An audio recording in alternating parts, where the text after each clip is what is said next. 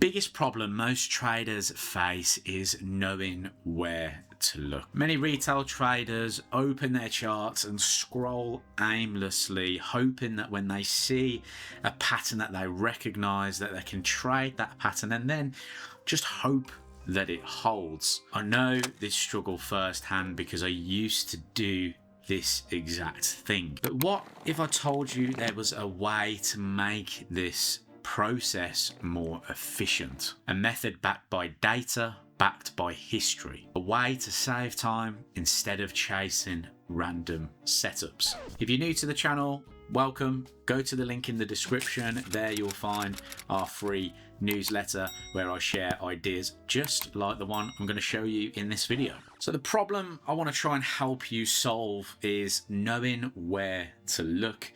One of the solutions that I use to help me is something called seasonal analysis. You've probably heard the saying, sell in May and go away. Well, there's good reason for that. Take a look at this S&P 500 chart. From May to the end of June, the market tends to move sideways. This isn't just a coincidence. This spans 97 years of data. That's 97 years of history showing us that May isn't the best time to be buying the S&P 500.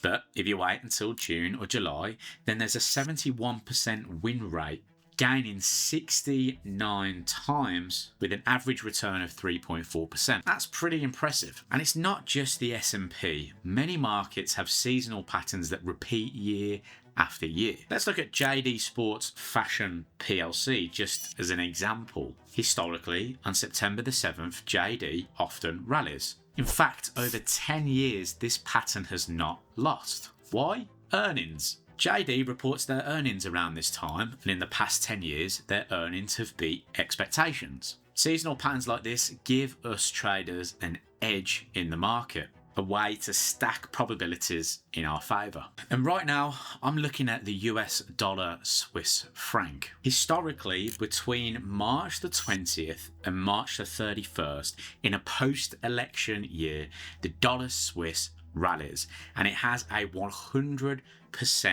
win rate. And guess what? We're in a post-election year. Donald Trump is back in office.